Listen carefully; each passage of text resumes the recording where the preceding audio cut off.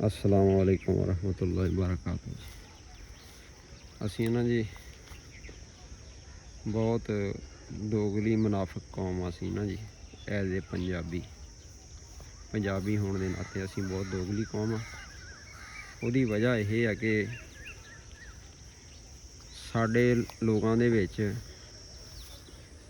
ये बहुत ही शौक पाया जाता भी असी इंग्लिश सीखीए जी, उर्दू बोलना सीखीए। तो असी अपने बच्चे ना जी इंग्लिश मीडियम स्कूलों पाने, उर्दू मीडियम पाने।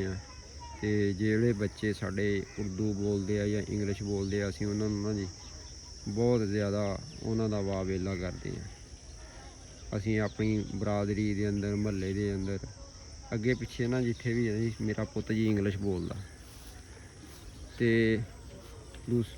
साड़ी जी एलीट क्लास आ, चाहे फनकार आ, जो भी है, या अदाकार आ या गवैये आ, सारे के सारे ना जी वो ना उदा इंग्लिश बोलणगे। तो अगे पिछे गाने जोड़े आ वो पंजाबी भी सुनणगे, पंजाबी फिल्मां वेखणगे। तो पंजाबी गाणिਆਂ ਨੂੰ बहुत शौक ਨਾਲ सुनणगे, उन्होंने ढोल ढमाका भी करनगे, तो उन्होंने वीडियो बना भी सुट्टणगे।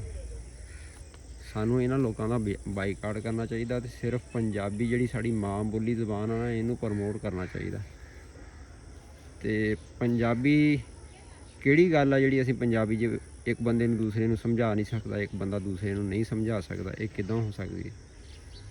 वो बच्चा जिहड़ा बचपन तो लग के ते 5-6 साल की उम्र तक महल्ले दे विच सारी दिहाड़ी पंजाबी बोलदा, उन्होंने की मुश्किल आ स्कूल दे विच पंजाबी सीखे, पंजाबी बोले, अगे पिछे भी पंजाबी यूनीवर्सिटी च भी पंजाबी बोले, पंजाबी सिखाई जाए उन्होंने अच्छे तरीके दे नाल।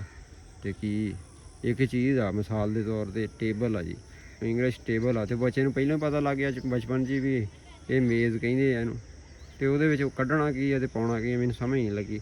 जे कोई काम करना तो कोई नवा किया जाए, रिसर्च की जाए, कोई नवा प्रोजैक्ट बनाया जाए, कोई नवी शै बनाई जाए पंजाबी दे विच, वो बच्चा सीखे, उन्होंने पता लगूगा, चीज़ां नवीं नवीं दरियाफ्त करूगा। तो असीं उही पिछे इंग्लिश दे पै होए हैं भी पता नहीं इंग्लिश ने सानूं तार देना। ऐसा कभी होया भी नहीं, तारीख के अंदर कभी ऐसा होया नहीं किसी कौम ने दूसरी कौम की जबान दे विच तरक्की की होए। ये अपनी जबान ही हुंदी है।